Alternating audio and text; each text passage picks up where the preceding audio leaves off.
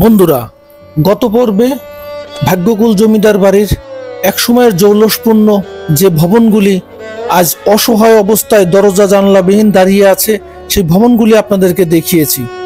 সেই সাথে বলেছিলাম এই পর্বে আপনাদেরকে দেখাবো অনিন্দ সুন্দর যে দুইটি দিঘি আছে এই জমিদার বাড়িতে, সেই দিঘি এবং মন্দির। জমিদার বাড়ির দিঘিটি দেখবো এখন। আসসালামু আলাইকুম, ভালো আছেন? পুকুরে প্রতিদিনই গোসল করেন? এই যে দেখতে পাচ্ছেন সেই পুরানো আমলের এটা একটা মেশিন। এই মেশিনের মাধ্যমে এই পুকুর থেকে পানি সংগ্রহ করা হতো বাড়িগুলোতে। ভাবা যায় এটা সেই দিঘি, যেই দিঘিতে সেই জমিদারের পাক পেয়াদা, তখনকার সময়ের মানুষ এই দিঘিতেই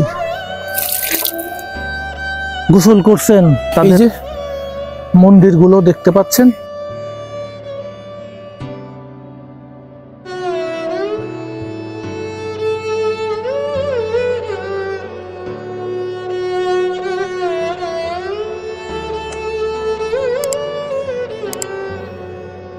জমিদার বাড়ির দিঘিটি দেখবো এখন। এই দিঘিতেই নাকি চারপাশে চারটা ঘাট বাঁধানো আছে। আমি লোকমুখে শুনতে পেলাম সোজাসুজি একটা ঘাট থেকে নাকি আর একটা ঘাটে মিলানো আছে। এত বড় একটা দিঘি, কত পরিকল্পনা মাফিক দিঘিটি করা হয়েছিল। দেখেন কত সুন্দর একটি পাকা ঘাট, এখনো অক্ষত অবস্থায় রয়ে গেছে। ঘাটটি দেখে মনে হচ্ছে দিঘিতে আমিও একটু নেমে গোসল করি। চেষ্টা করব আর একদিন আসলে গোসল করার। এই একটা ঘাটে আমি দাঁড়িয়ে আছি, ওই পাশে একটা ঘাট, ওই একটা ঘাট, ওই একটা ঘাট। পুরাটা পুকুরের চারপাশে চারটা ঘাট দ্বারা বেষ্টিত। একজন মুরব্বীকে দেখতে পাচ্ছি গোসল করছেন, চলেন তার সাথে একটু কথা বলি। আসসালামু আলাইকুম, ভালো আছেন? পুকুরে প্রতিদিনই গোসল করেন? আপনার বাড়ি তো এখানেই। কত বছর ধরে এই পুকুরে গোসল করতেছেন আপনি? কত বছর?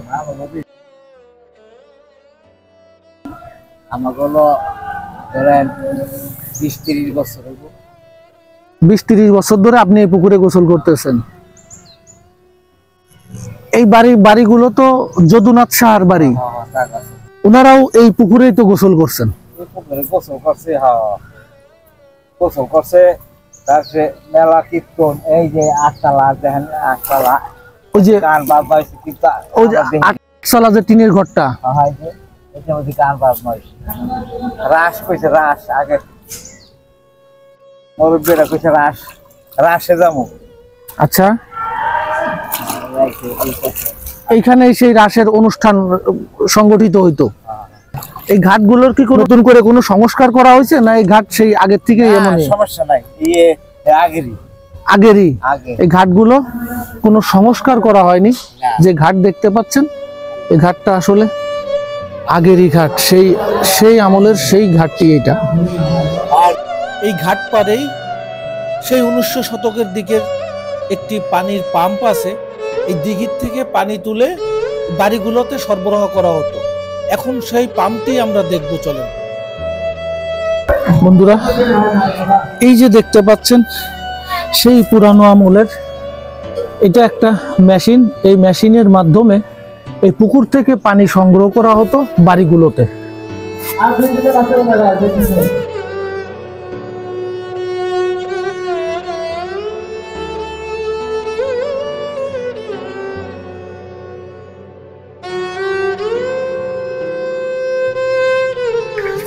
এই যে দিঘিটা, এই দিঘির পাড়েই এই পানি সংগ্রহের জন্য এই মেশিনটি ব্যবহার করা হতো, সেই সময়ের মেশিন।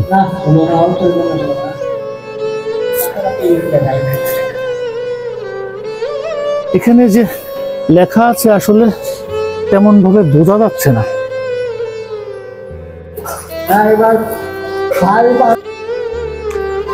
সেই দিঘির পার দিয়ে আমি হাঁটছি, আসলে খুবই মনোরম একটা পরিবেশ, খুবই ভালো লাগার মতো। আপনারা যে কোনো দিন চলে আসতে পারেন, এটা উন্মুক্ত।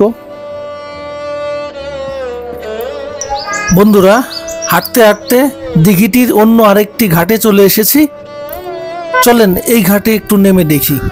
তখন আপনাদেরকে দেখিয়েছি ওই ঘাটে, যদি আপনাদেরকে একটু জুম করে দেখাই, ওই ঘাটটি আপনাদেরকে তখন দেখিয়েছি।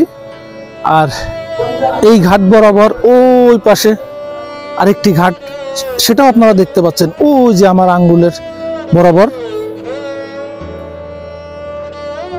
দেখতে পাচ্ছেন, ওই একটা ঘাট। দিঘির চারপাশে 4টা ঘাট।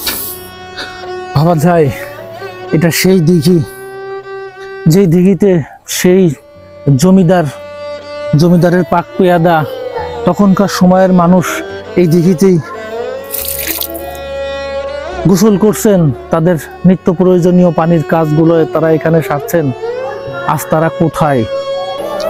ওই পাশে জমিদারদের বাড়ি, আর ওই ঘাটটাই সম্ভবত বেশি ব্যবহার করতেন এবং ওই ঘাটটাই বড়। বন্ধুরা, আর এখন জমিদার বাড়ির পশ্চিম সাইডের বড় দিঘিটি দেখব। জমিদার বাড়ির কত বড় একটা দিঘি দেখতে পাচ্ছেন আপনারা, এই যে দেখেন কত বড় দিঘি, এই যে দেখেন। দিঘির মাঝে আমি পানকৌড়ি দেখতে পাচ্ছি, এই পানকৌড়িগুলো এখানে মাছ ধরে খাচ্ছে, এই যে দেখেন।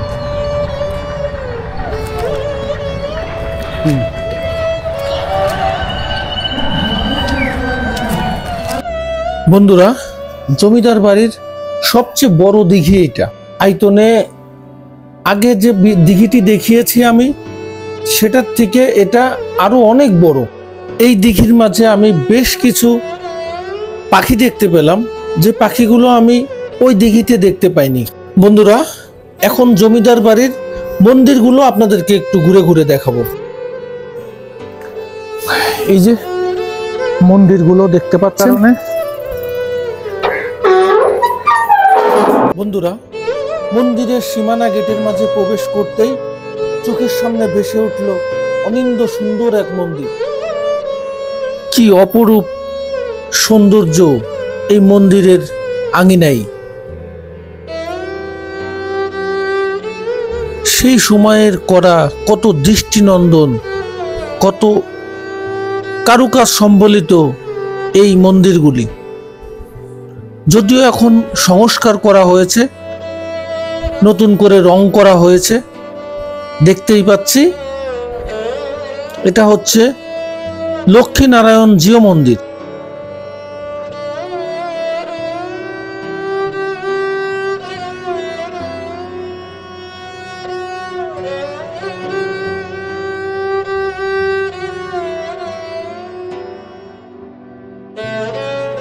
আর এখন আমি যে ওয়ালটি দেখতে পাচ্ছেন, এটা দুর্গা মন্দিরের ওয়াল। এখন আপনাদেরকে যদি দুর্গা মন্দিরটা একটু দেখাই,